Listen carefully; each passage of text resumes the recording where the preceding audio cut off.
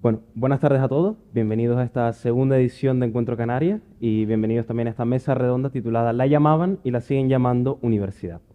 Quisiera primero de todo aprovechar esta privilegiada oportunidad para agradecer a nuestro patrocinador, el Servicio de Idiomas de la Universidad de La Laguna, así que qué más que decirle grazie, danke, thank you y muchas gracias.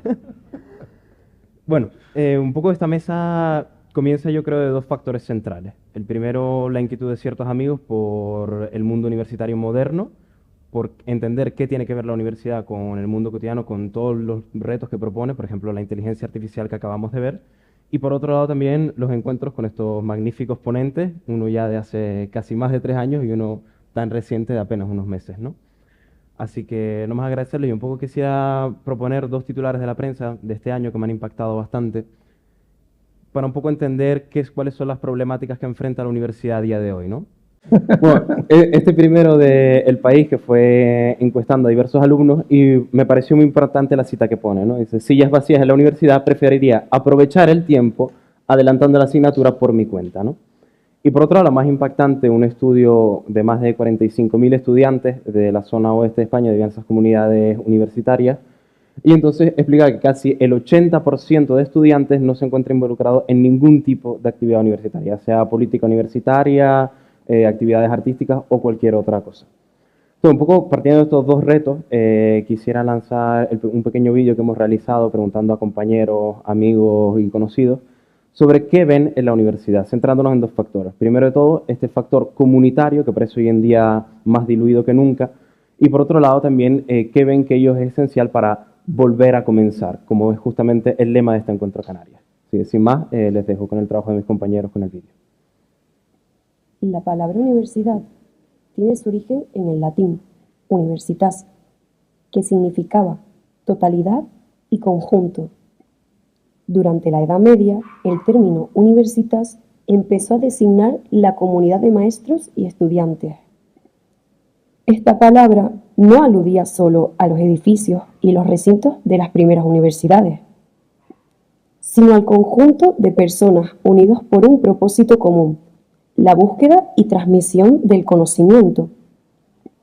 Esta esencia comunitaria, nacida del encuentro, la colaboración y el diálogo entre quienes enseñan y quienes aprendan, se ha mantenido al centro de la vida universitaria, como atestiguan generaciones de poetas, escritores y artistas del calibre de Federico García Lorca, Rafael Alberti o Josefina de la Torre, al igual de comunidades de estudios científicos que unieron a Albert Einstein con el eminente físico canario Blas Cabrera, con quien además entabló una íntima amistad.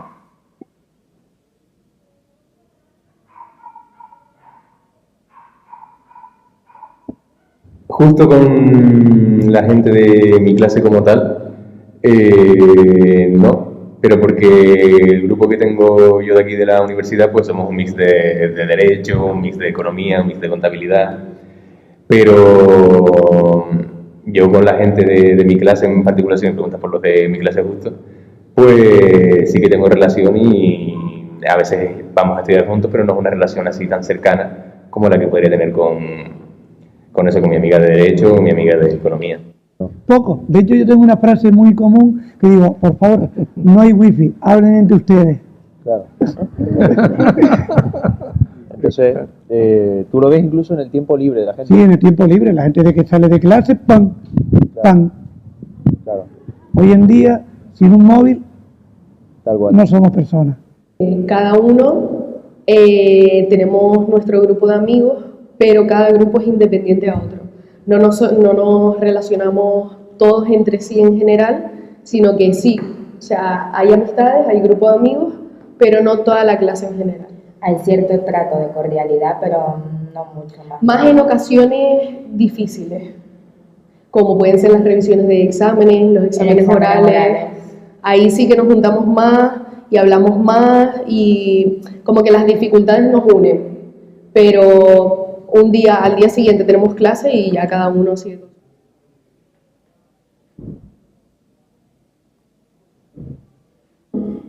Supuestamente en la universidad no queremos que se vea, por lo menos yo personalmente no quiero que se vea como venir a crear tu título de lo tuyo especializado y solo tener conocimientos de tu carrera, porque al final vas a ser un adulto que es incompleto. Lo guay sería que nos propusiesen cosas de otras carreras, otros compañeros.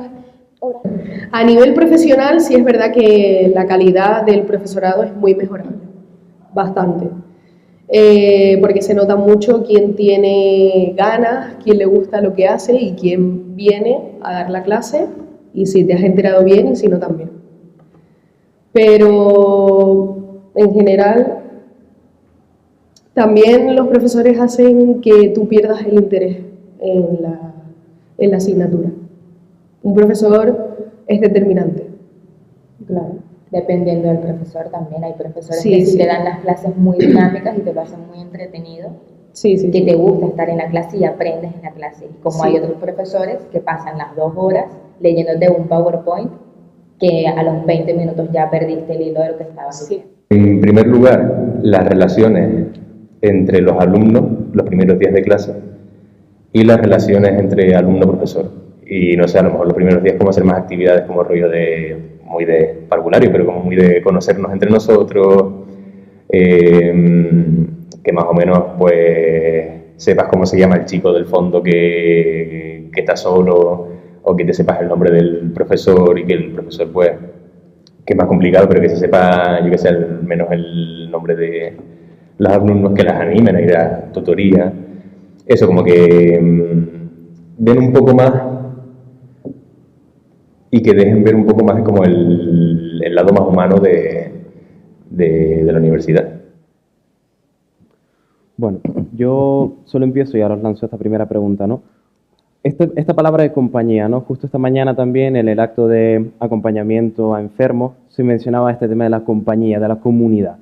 Entonces, al ataque con esta pregunta, o sea, ¿tiene todavía hoy en día relevancia hablar de comunidad universitaria en un mundo que, como vemos, igual está dominado un poco por un aislamiento, como comentaba este trabajador de la universidad, por una sociedad muy digitalizada, muy independiente, donde cada uno está un poco en su burbuja, ¿no? Adelante. ¿Quién quiera primero? Por favor, Pepe. Tania. Tú eres la especialista, yo vengo aquí un poco para aportar mi experiencia, ¿no? Pero bueno, buenas tardes, antes que nada, y muchísimas gracias por la invitación a participar, porque además llevo 3 años trabajando conozco a Ale desde hace 3 años y 2 años en el grupo de teatro, y para mí es un placer porque representa cómo se puede conseguir que a partir de una pequeña comunidad se genere una vida universitaria distinta a la que en algunas ocasiones hemos visto reflejada en lo que comentaban los chicos. Bueno, yo creo que la palabra comunidad en el caso actual de la universidad es una suma de comunidades. Yo no hablaría de una comunidad universitaria como un ente único, como un ente abstracto que exista, en la que hay una relación, por ejemplo, fantástico que participara Víctor, que trabaja en la cafetería de Económica, porque Víctor es una persona que lleva muchos años y también ha generado mucha comunidad en la universidad, porque pese a que parece que está solo en un plano pragmático de servir el café por las mañanas, luego tiene un gran contacto con el alumnado a través del deporte. Es un gran deportista, un gran atleta. Esas son las comunidades de las que yo hablo. Es decir, la idea de una comunidad universitaria fija, una comunidad universitaria que esté solo vinculada a los principios u objetivos o a la misión de la universidad como institución que profesionaliza a las personas que van a estudiar en ella, me parece que queda muy pobre. Tenemos que aprovechar que la universidad fundamentalmente es una oportunidad, un espacio que permite que muchas comunidades se encuentren. Comunidades que son confesionales, no confesionales, comunidades investigadoras y comunidades más docentes, comunidades más artísticas y culturales y comunidades más emprendedoras, comunidades más solidarias y comunidades más de reflexión y de pensamiento. Son todas esas comunidades y yo creo que ahí está el problema, que habitualmente se nos había dicho que la comunidad universitaria estaba vinculada a la institución y que había una idea de la universidad y un fin de la universidad y las comunidades tenían que estar un poco al calor de ese fin, y es todo lo contrario. La universidad lo que hace es facilitar que muchas comunidades se encuentren, A mí me parece que ese es el cambio que hay que hacer, no verlo como tender hacia una idea fija o única de universidad, sino precisamente crear las condiciones para que todas las comunidades se interconecten, todas las posibles comunidades se interconecten. Esa es mi Me idea. encanta, porque ya vamos a empezar aquí con el salseo, porque veo que yo no estoy Bueno, gracias, por supuesto, estoy encantada de estar aquí y estar con Pepe, que tenía muchísimas ganas de que nos conociésemos y nos hemos conocido hace media hora, entonces estamos aquí conociéndonos en acto, en directo, en directo. Pero me gustaría que fuese... yo soy profesora en la Universidad Complutense de Madrid, llevo allí 4 años, antes estuve en otra universidad pública haciendo el doctorado, entonces llevo como toda la vida en la universidad pública, no he salido. Dicen que los profesores universitarios lo que tenemos es nostalgia de estudiantes y por eso nunca nos vamos, entonces algo así pasa, ¿no? Pero yo no sé si diría que lo que hay son muchas pequeñas comunidades, porque eso sería muy bonito, realmente. O sea, lo que define una comunidad es que comparten algo a lo que miran juntos. Entonces, yo no sé si sabría definir un montón de comunidades dentro de la universidad que miran juntos una cosa más grande que ellos mismos. Sí que creo que hay grupos de amigos, que es muy bonito que se dé, grupos de compañeros que más o menos se ayudan, ¿no? O incluso sumas de individualidades para hacer la carrera académica, pero creo que la parte que distingue una sociedad de una comunidad es que la comunidad, una sociedad es casi un contrato donde aprendemos a convivir sin matarnos mucho, ¿no? Y tienes ciertas prestaciones, ¿no? Pues tú aportas y tienes ciertas prestaciones a cambio, y en cambio una comunidad tiene mucho más que ver con vínculos fuertes y duraderos y que comparten algo más grande que ellos mismos. Y es verdad que la universidad yo creo que es bonito preguntarnos no solo si existe ahora esto, sino si está llamada la universidad, ¿no? a generar una comunidad o muchas comunidades, que me parece muy bien, que busquen algo más grande que lo que las mismas personas son. Porque si no, pues es un grupo, donde la gente se mira unas a otras, ¿no? Pero me parece que esto es interesante y que sí que es interesante todavía, más que lo que ocurre, preguntarnos a qué está llamada, porque es siempre más interesante un estudio que no sea solo a nivel sociológico, sino ¿qué puede ofrecernos la universidad a día de hoy, ¿no? Porque la universidad tiene como ciertos complejos, no se halla muy bien. O sea, todo el rato quiere parecerse a la sociedad, todo el rato habréis escuchado mucho los estudiantes de adaptarnos a las demandas de la sociedad cambiante, como ese complejo que persigue a la universidad, porque no puede adaptarse rápidamente a las demandas de la sociedad, ¿no? Me parece muy interesante lo que habéis comentado, ¿no? Es cierto, Pepe, y lo estábamos comentando antes, como la universidad manifiesta igual por su grandeza, por toda la gente que involucra. Estábamos viendo alumnos, profesores, trabajadores de universidad, ¿no? Desde el que lleva la contabilidad de la universidad hasta es el que sirve, como diría Bad Bunny, el café por la mañana y por la tarde el barraquito, ¿no? Entonces, es cierto que hay todas estas comunidades y que hay un lugar llamado a unirlas, ¿no? Y me gustaría llevar un poco vuestra atención a un punto que ambos me habéis comentado, ¿no? Porque igual puede que en este unión, o sea, en esta, digamos, océano de comunidades, ¿no? Para evitar que todo sea como pequeñas islas perdidas, quizás pueda entrar dentro de muchas figuras, por supuesto, la figura del profesor, ¿no? Me habéis comentado un poco de dónde nace la autoridad del profesor, que me gustaría que lo comentaseis, y quizás hoy en día también cómo la universidad ha diluido esta idea de buscar el conocimiento, ¿no? O sea, al menos no está tan claro hoy en día qué es lo que tú estabas comentando, porque es cierto que somos muchas comunidades, pero unidas en última instancia a un fin concreto, ¿no? Más allá de que evidentemente uno, como también comentaban algunos amigos, no, pues igual yo con mi clase tengo más afinidad con este otro grupo de amigos o mi grupo, mi comunidad es esta, pero realmente todos somos parte de algo más grande, ¿no? Así que quisiera que me comentasen un poco cuál es esta figura del profesor, de dónde viene su autoridad y también autoridad relacionada con esta idea de la búsqueda del conocimiento que, como veíamos, estaba a la raíz de la universidad junto con el factor comunitario. Sí, yo creo que el conocimiento y el saber, necesariamente, pensando en lo que has dicho, que me ha gustado mucho de lo de las comunidades, porque, por ejemplo, una comunidad religiosa, como decías, ¿no? O de teatro, o sea, eso no, eso se podría hacer fuera de la universidad, pero si se hace dentro de la universidad, hay algo que une a todas esas comunidades. ¿Qué es lo que une a todas esas comunidades? Tiene que haber un factor que hace que estén esas comunidades dentro de la universidad, y yo creo que sí que tiene que ver totalmente con el saber y la búsqueda de la verdad o de las certezas provisionales hasta, ¿no? O sea, como siempre, o sea, esto es lo que atraviesa todo el sentido de la universidad. Es decir, que ahora con las competencias que estaréis estudiando, con las competencias clave, y tendréis una lista de competencias transversales y, ¿no? Y nos volvemos locos haciendo, estamos un poco, no nos ubicamos mucho en qué es lo que estamos haciendo, si pensar cosas o hacer cosas o todo a la vez, ¿no? O sea, pero en la universidad uno va no solo para saber construir un barco, sino también para saber por qué no se hunde. Y entonces eso distingue también ciertos niveles de profesionalismo, o sea, lo que distingue una carrera donde se te forma para un oficio en una formación profesional y lo que añade una universidad, ¿no? Entonces, creo que la autoridad está totalmente vinculada con el conocimiento, pero te dejo que... Sí.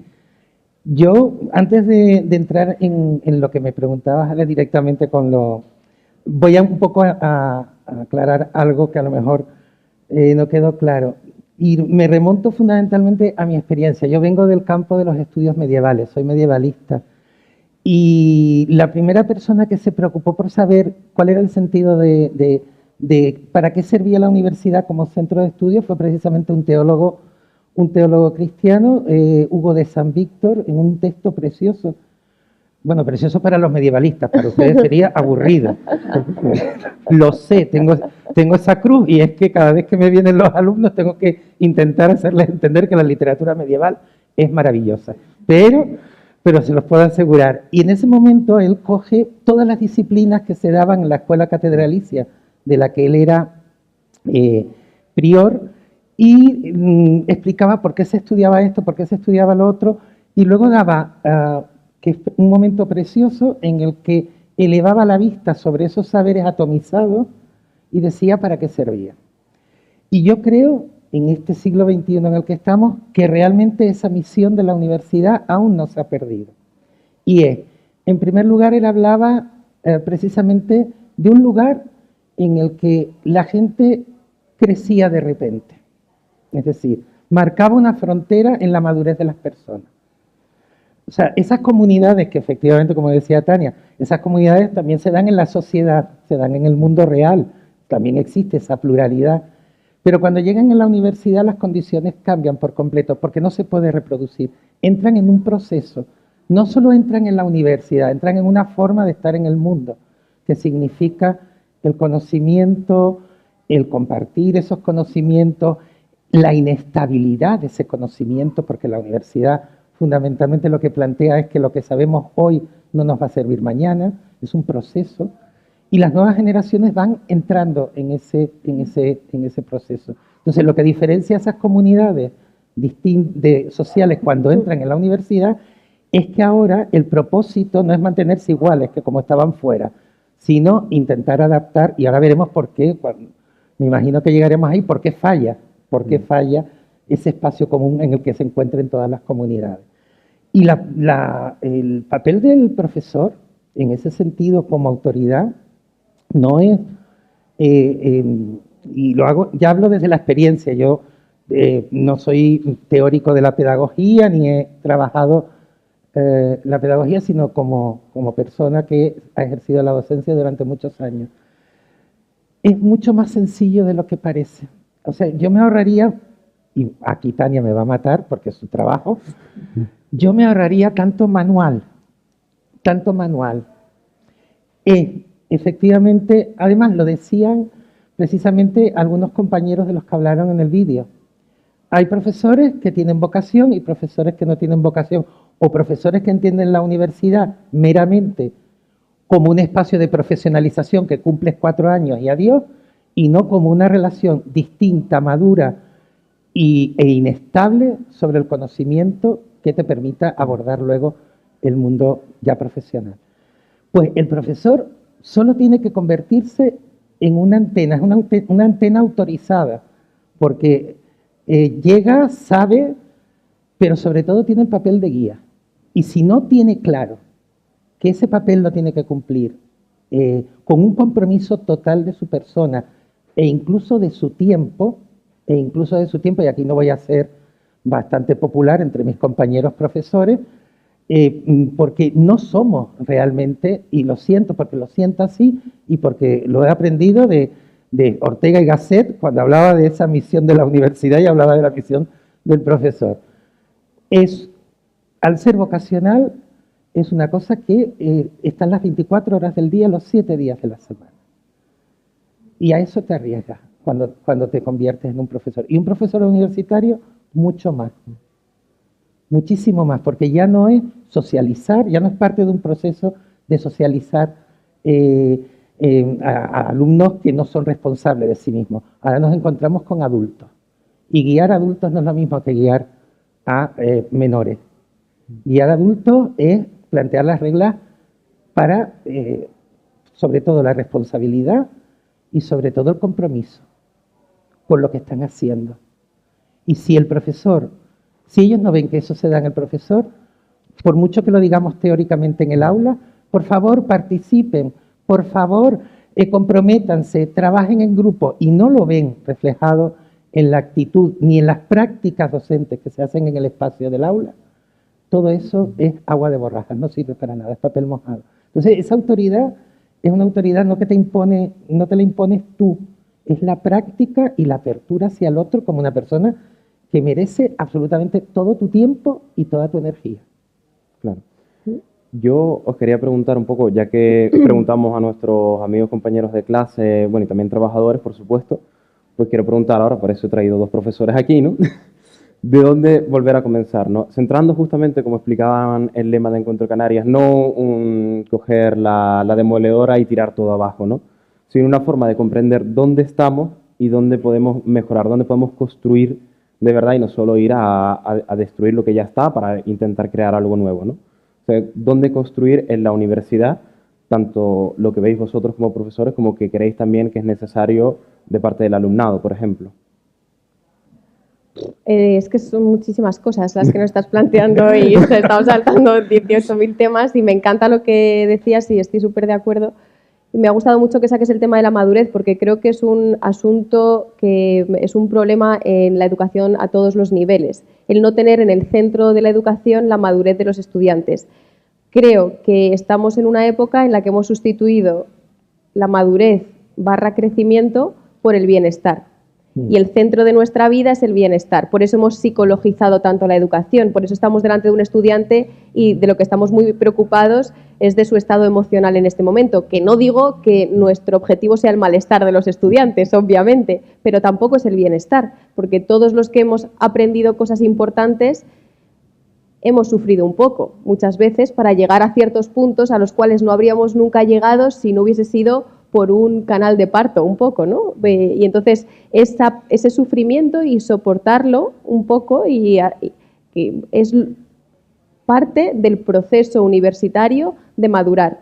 Incluso en la universidad pública, que esto bueno, mucha gente no está de acuerdo, el hecho de que pasen un poco de ti, de que no te tutoricen, que tengas que asumir una responsabilidad a partir de la cual tú tienes que despertar porque ves que nadie va a escribirte si hace 5 semanas que no vienes a clase. O sea, que o te haces cargo de tus cosas o el primer año te quedarán todas y entonces seguramente hayas aprendido. Entonces, como que ahorrarles el sufrimiento creo que es la tendencia más habitual en nuestro tiempo, desde los niños de infantil hasta la universidad, por una serie de factores, además de nuestro momento happycrático, porque vivimos en una época muy de la happycracia, donde hemos, de verdad, insisto, confundido el bienestar por el crecimiento y entonces estamos súper desnortados, porque no soportamos no ser entretenidos, como decía una compañera en el vídeo, no es que me encantan los entretenidos, pero igual no es lo que necesita. O sea, no que te haga aburrida la clase, pero como vayamos buscando el entretenimiento,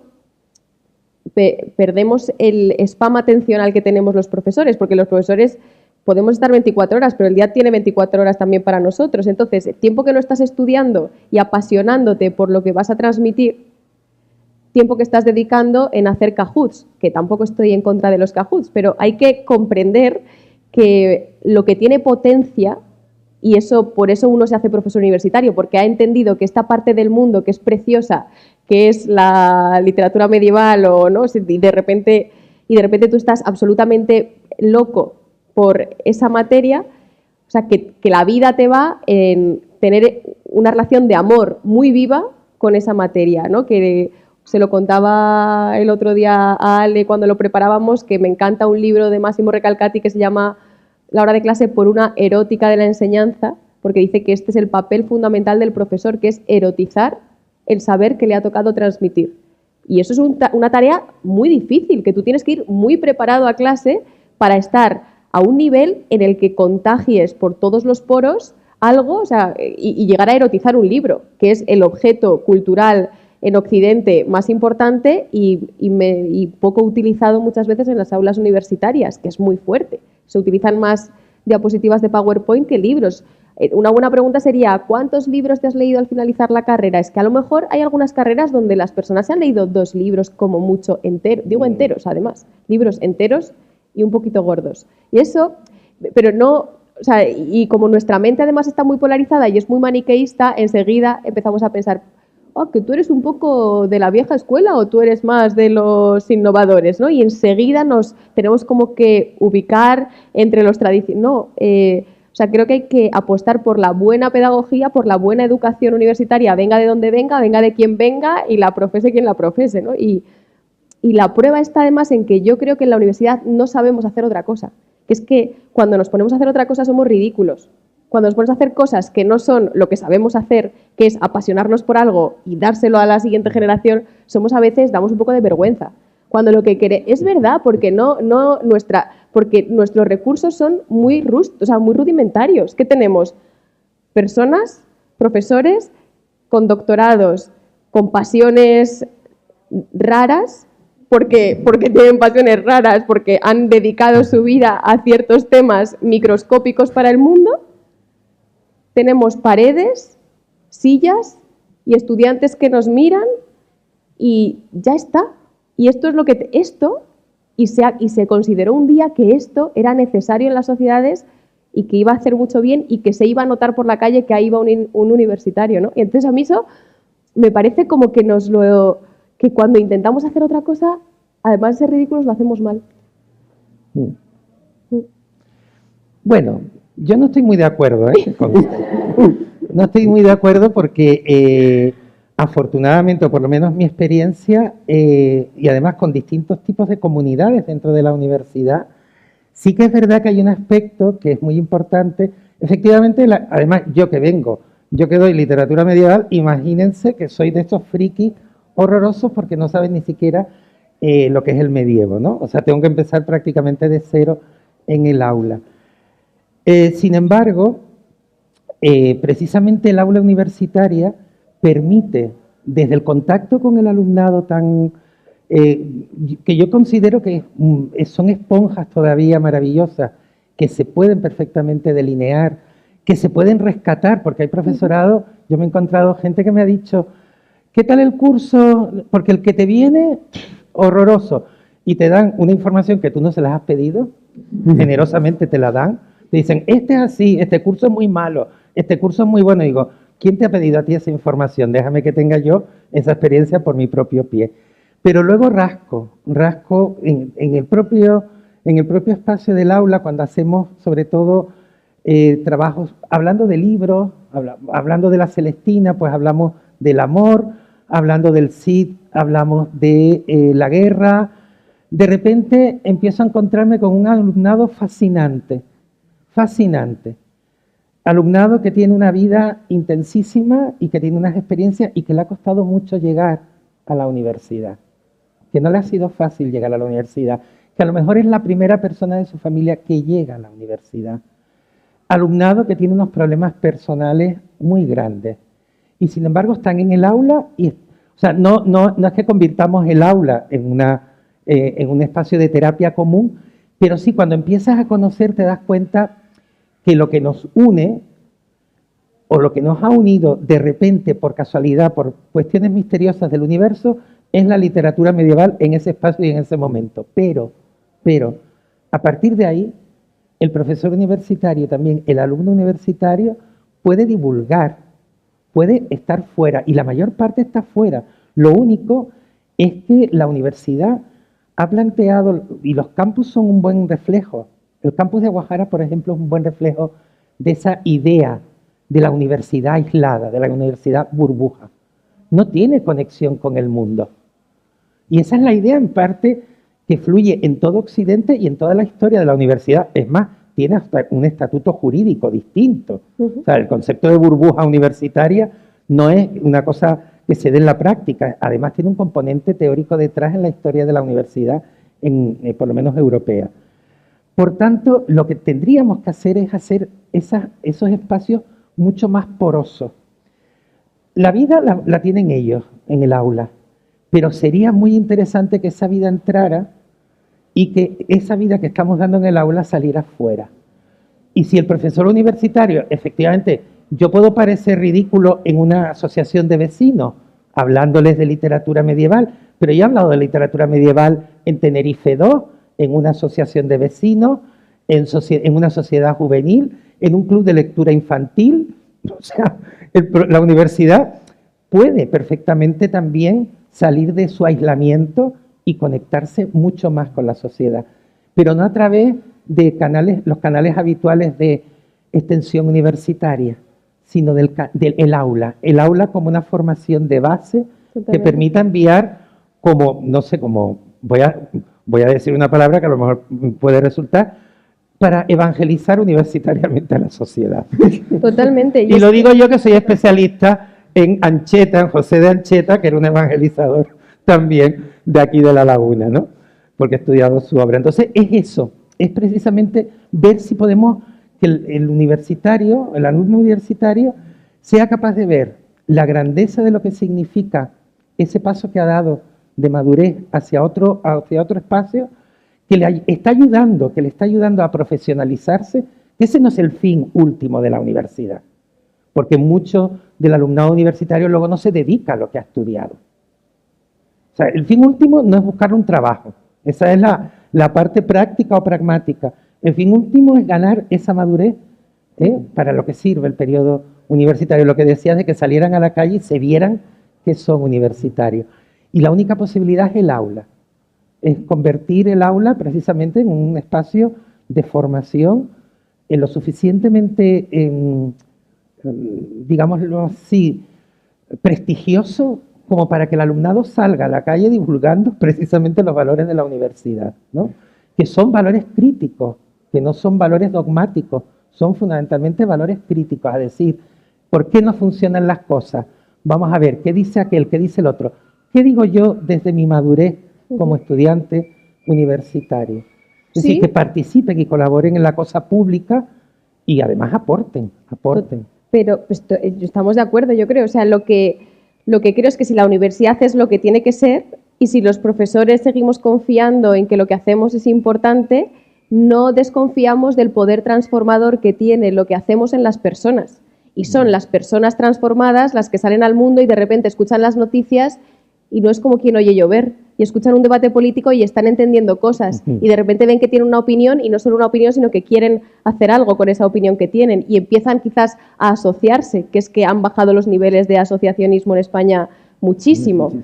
Quizás porque tampoco saben, porque ¿no? Hay como una caída de ciertas inquietudes. Entonces, creo que el asunto de la porosidad se da mejor cuando la universidad y los profesores en concreto nos creamos más que lo que hacemos no necesita grandes añadidos para ser transformador en la persona, porque si no siempre estaremos buscando como extras que hacer en la universidad y, por ejemplo, acabamos haciendo cosas que no nos competen, como tú decías, como por ejemplo pensar que es nuestro trabajo que los estudiantes encuentren trabajo. Eso es problema del mercado laboral. Si nosotros nos preocupamos mucho de que encuentren trabajo, acabamos haciéndolo mucho peor que cualquier formación profesional y acaban diciendo, si solo he aprendido en las prácticas en estos 4 años, pues algo hemos hecho mal seguro, ¿no? Porque se nos ha ido a otras cosas que tienen que hacer otras personas. Hemos asumido responsabilidades o nos han achacado responsabilidades que no son las nuestras y nos hemos desviado. Entonces, esto de la porosidad, yo insisto en que, hay muchos ejemplos concretos, ¿no? De cómo se enseña Shakespeare con hip hop para que sea como más cool. Y tú dices, ¿en qué momento ese profesor ha dejado de pensar que es atractivo lo que hace como para tener que añadirle tantos atractivos para que pueda llegar a su alumnado? Qué triste sobre todo por el profesor, porque los estudiantes están ahí recibiendo lo que les dan. Entonces ha habido ahí por eso insisto en que la autoridad y el conocimiento. Y luego, por terminar lo de autoridad y poder, autoridad y cómo... O sea, el problema de desnortarnos en la universidad y que los profesores empecemos a hacer 18.000 cosas que no son las que tenemos que hacer, que es apasionarnos, estudiar, estar pendiente de en qué punto están los estudiantes para que lo que digamos les llegue a su vida. O sea, cuando nos desnortamos y no hacemos eso, perdemos contacto con el conocimiento, empezamos a hacer otras cosas y perdemos autoridad automáticamente, porque lo que legitima nuestra autoridad es que sabemos más cosas que los estudiantes, que se lo queremos dar del mejor modo posible y que tenemos algo que aportarles en su vida que creemos que les va a transformar. Os hago una pregunta. Solamente una cosita, Ale, que tenía que ver precisamente con lo del hip hop y demás. Y yo la experiencia que he tenido con el alumnado, porque ya te digo, tengo que animar una materia que es bastante árida, yo lo que me he dado cuenta es lo siguiente, que el alumnado, si tú propones mecanismos, por ejemplo, propios de la universidad, como la investigación, etcétera, y se sienten reconocidos como futuros investigadores y les das como autonomía a la hora de opinar y demás, participan mucho más que con el hip hop, porque ellos consideran, el hip hop que es maravilloso porque se puede, por ejemplo, para poesía oral en la Edad Media, yo uso hip hop y los obligo a rapear el poema de Mio Cid, porque su contexto era el rap medieval, pero el rap, ¿no? Entonces, depende, pero por ejemplo, ellos se ríen mucho porque consideran que el profesorado está intentando simpatizar con ellos, ganárselos, hacerse el simpático. Y ahí es cuando ellos dicen, pues, venga, ¿qué quieres? ¿Que te haga un rap? Te hago un rap. ¿Un cajú? Pues un cajú. Te hacen lo que sea. Y no, el problema, cuando tú les dices, y ahí te llevas la sorpresa, le dices, no, mira, vamos a hacer un trabajo de investigación y vamos a poner unos pósters donde expliquemos y lo hacemos público y lo ponemos ante un público que no conozca, de repente se convierten en futuros investigadores. Y ahí estamos consiguiendo un alumno crítico. Pues sobre todo porque creo que se sienten adultos a los que se les exige. O sea, esto es un tema como de profecía autocumplida. Cuando tú los tratas como adultos que pueden hacer ciertas cosas, cuando a ti en primero te ponen una cosa que es realmente exigente, dices, si lo pones, ¿por qué podré hacerlo? O sea, él conoce a los estudiantes de primero de todos los cursos. Entonces, querer a los estudiantes es exigirlos. Y eso los estudiantes se dan cuenta. De este me está queriendo porque me está exigiendo, no me está haciendo perder el tiempo. No me está haciendo perder. Exacto, ahí sí estoy de acuerdo contigo. Y no se olviden de una frase fundamental, y es que lo que ha desacreditado a la universidad es el crédito en la universidad. El crédito ha desacreditado a la universidad porque es un sistema que nos ha obligado a organizar todo el conocimiento en función de una serie de criterios que no son propios del desarrollo de un aula universitaria. Y la falta de crédito, exacto, los créditos y la falta de crédito. Mira, ya te lo voy a robar, porque esto lo hablo con el alumnado también. No, realmente habéis contestado en gran parte a mi pregunta, porque espero que mis profesores no estén viendo esto. Mencionaste una gran clase de la Celestina, lectura obligatoria de primero de bachillerato, si la ley no lo ha cambiado, que yo astutamente no leí. hasta que me crucé con tu clase, ¿no? Y de repente descubrí un hombre tremendamente apasionado, que reflejo mucho lo que tú has comentado, Tania, de erotizar el conocimiento. Vi a un hombre tremendamente apasionado por esta obra de teatro, si no me equivoco. Sí, efectivamente, esta obra de teatro medieval, ¿no? Y un poco quería hacer como esta pregunta flash, ¿no? O sea, lo que yo reconozco que para mí fue esencial es mantener una cierta apertura. Si igual yo tenía un recuerdo medio amargo de la Celestina, no me había apasionado excepcionalmente, ver eso a mí me sorprendió, ¿no? O sea, incluso reconocí una belleza y a pesar de que la comparaste con por ejemplo, un entretenimiento de la época como pueden ser hoy las series y tal, ¿no? Tampoco para que resumas la clase y eso, pero efectivamente yo me encontraba con un hombre que tenía una pasión tremenda y un conocimiento tremendo sobre esta obra, mucho más de lo que yo pensaba ya conocer la Celestina, y te pregunto, igual este factor de apertura que ha salido en otras mesas redondas antes puede ser decisivo a la hora del alumnado, ¿no? Si bien hemos entendido un poco, lo resumiré probablemente fatal, ¿no?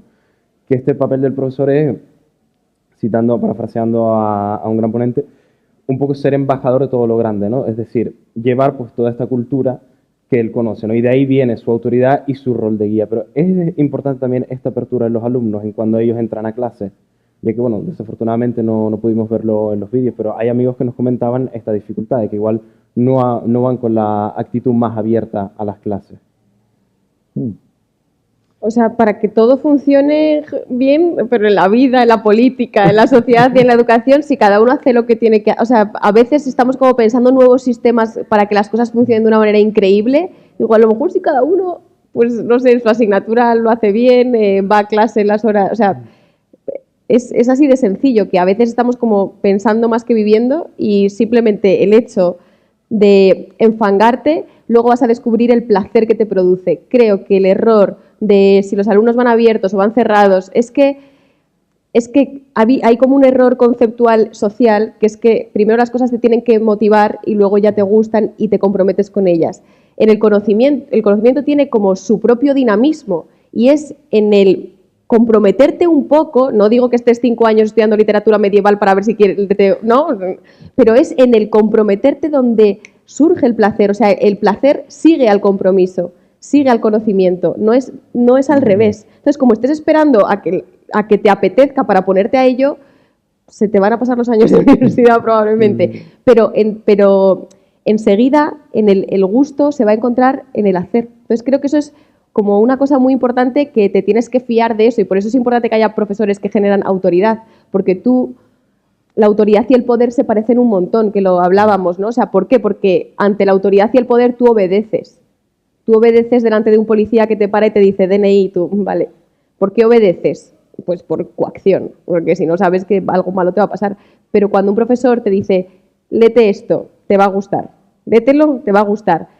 Si obedeces es por autoridad, porque le has dado la autoridad de que normalmente te va bien fiándote de esta persona, porque te gustaría tener la pasión que él tiene con ese objeto de deseo, que es para él un objeto de deseo y que te gustaría que para ti también fuese un objeto de deseo, ¿no? Entonces, creo que hay un punto de fiarse del que tiene autoridad que también es importante para luego disfrutarlo. Sí, éticamente la autoridad del profesor, lo máximo que puede conseguir es que lo emulen, que lo imiten. ¿Cuánta gente entró en la universidad porque le encantó aquel profesor o aquella profesora que tuvo en bachillerato o en secundaria y quería parecerse a esa persona? Eso es legítimo, es la emulación y es uno de los principios de crecimiento ético, bueno, desde Aristóteles en adelante, ¿no? Entonces yo creo que es muy importante, porque me interesaba también el tema fundamental que nos traía, que era el de la comunidad. Es muy importante ver que esa comunidad está en crisis, o sea, la comunidad universitaria está en crisis, porque está desacreditada la universidad en muchas ocasiones, ha dejado de tener ese peso que tenía en el espacio social. Antes se recurría cuando se tenía a alguien que necesitábamos saber algo de una cosa y buscábamos a alguien que llevara muchos años, que hubiese consensuado sus conocimientos en espacios científicos, y ahora está todo el mundo, estamos todos llenos de todólogos y opinólogos en los espacios de televisión. Lo mismo te hablan en el mismo espacio, la misma persona es especialista en virus, es especialista en guerra, en estrategia comercial, o sea, son personas, y lo que necesitamos en primer lugar es, primero, que la gente vuelva a creer en la universidad como un espacio de respeto, porque su trabajo es un trabajo loable y que ha ayudado muchísimo. La universidad ha sido fundamental en la evolución del conocimiento, por lo menos en Occidente. Hay que darle todas las posibilidades de independencia, como un espacio independiente, pero hay que darle también la posibilidad de que se genere en las personas que vayan a entrar la idea de que están entrando en otro sitio. No en otro sitio que los va a preparar para un puesto de trabajo, sino en otro sitio donde se van a transformar de arriba abajo completamente. Y eso solo lo podemos conseguir si volvemos otra vez a, que era una pregunta que tenías ahí, ¿cómo empezar de nuevo? Pues con foros como este, con volver otra vez a salir a la universidad e intentar generar espacios de encuentro entre distintas comunidades que haya, porque todos son estudiantes universitarios. ¿Qué les une? Que están en la universidad. Independientemente de que sean con comunidades dispares que de repente se unen en ese espacio, hay una cosa que los une y es que están en el mismo sitio. Y que en la universidad hablamos de estudiantes y no de alumnos, que etimológicamente es súper interesante, porque alumnos son, antes de la universidad los llamamos así, y alumno viene de alimentar, al que le abres la boca y le das las cosas. En cambio, el estudiante es el que estudia, y es una actividad, no es una pasividad. Entonces, parte de por dónde empezar, creo que hay un camino personal e individual para luego poder generar comunidad, que tiene que ver con la seriedad de que este lugar que es la universidad sea la casa del estudio para cada uno de nosotros. De hecho, bueno, todavía vamos bien de tiempo, afortunadamente. Pues mira. Así que, efectivamente, un poco a modo de conclusión, quería preguntaros qué veis, como siempre tú has dicho, Pepe, partiendo igual de la experiencia y de algo concreto que pueda provocar a cada uno que está aquí, ¿qué creéis que igual pueda ser más esencial, un punto a fijar para salir de este acto y que esta tampoco sea como decías tú antes, una burbuja aquí y ya está, ¿no? Sino que simplemente también uno pueda salir con una provocación? Por lo tanto, ¿qué creéis que igual sea esencial? Que es la misma pregunta que le hicimos a nuestros amigos en el vídeo. ¿Qué creéis que es esencial para enfrentar hoy en día la vida universitaria y un poco en este espíritu de Encuentro Canarias, construir lo mejor posible, pues en este caso, el ambiente concreto que estamos mirando, que es la universidad? Pues yo, en mi caso, que es el que conozco, en primer lugar, volver a generar las redes que había antes en la universidad, que eran redes inestables también, muy precarias, pero tenía que ver con conciertos, con encuentros, con discusiones, con cineforum, con teatro. O sea, lo que resulta completamente asombroso es que la Universidad de La Laguna tuviera 11 grupos de teatro a finales de los años 90 y que ahora mismo solo quede uno exclusivamente universitario, que es el nuestro, porque luego está Troyes, que también tiene una parte profesional. Entonces, esa pérdida para mí siempre ha sido un síntoma de hacia dónde íbamos, de hacia dónde nos iba llevando esta universidad, que se convierte en un espacio sencillamente que da títulos y que se ha perdido digamos, esa madurez, o sea, ese espacio en el que se maduraba, y se maduraba a trompicones, se maduraba madrugando para estudiar o sin dormir para estudiar, pero también encontrándote con gente para discutir algo, participando en algún tipo de manifestación o cualquier tipo de evento en el que la universidad también tuviera su espacio, pero también creando, porque la universidad no solo transmite, también crea y crea cultura, crea literatura. Entonces yo creo que la idea sería, se lo he dicho ya a algunas personas responsables en la universidad, es generar infraestructura para que el alumnado diga, bueno, pues quiero hacer una exposición de mis fotografías, quiero montar esto, quiero colaborar con la gente de psicología para hacer aquello. Sencillamente es un problema en muchas ocasiones de infraestructura.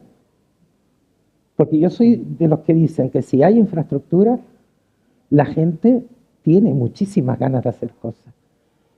Pero se aplana un poco, se inhibe porque dice, ¿dónde lo hacemos? ¿Qué hacemos? Nosotros, bueno, Ale es del grupo de teatro y sabe que hemos sobrevivido a pesar de la universidad. Porque ¿dónde no hemos ensayado en la universidad? Hemos ensayado hasta en baño, en los de minusválidos porque son amplios, y hemos ensayado allí.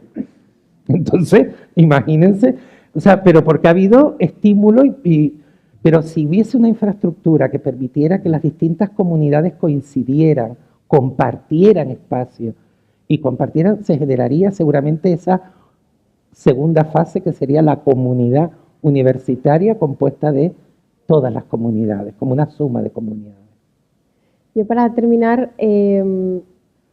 diría que nos podríamos ir con la idea de esto que es muy aristotélico, de que hay bienes que solo se despliegan en compañía, o sea que hay placeres que solo se disfrutan con otros. Como una paella que solo puedes pedir para 5 o nadie. Entonces aquí hay, ¿no? ¿Sabéis? Pues esos platos que solo puedes pedir para unos cuantos, es o ninguno o unos cuantos, creo que tiene mucho que ver con cómo vivir la universidad. Y tengo un ejemplo, llevamos en la Complutense 12 años un grupo de profesores y estudiantes leyendo juntos libros. Y la única norma es que nadie da créditos por esto. O sea, no se gana ni un papelito ni nada. O sea, esto si vienes es porque quieres y no puedes tener otra motivación extra a venir a estos seminarios de lectura. Y es una revolución. O sea, os podría contar muchas cosas que han pasado a partir de ese seminario, pero imaginad lo que es con un mismo grupo de gente llevar 12 años leyendo libros juntos. Entonces, me parece que un ejemplo concreto de estos placeres que o en conjunto o seguro que nada, ¿no? Que es el saber. Bueno, yo concluyo solo dando los 2 breves avisos. Mentira, 3. A continuación tienen disponible la mesa de venta hasta las 8 y la taberna estará abierta hasta las 9 y cerraremos esta jornada de Encuentro Canarias con el concierto Shamrock Band The Dance of Life, un grito de esperanza en la música tradicional irlandesa que tendrá lugar en la Sala Cristal del ex convento de Santo Domingo a las 9:30. Pero hay que tener en cuenta el desplazamiento. Entonces recordamos que a las 9 está aconsejado salir e irse ya desplazando. Si tienen dudas respecto a la dirección, pueden consultarlo con el equipo de orden. Muchas gracias a todos por asistir.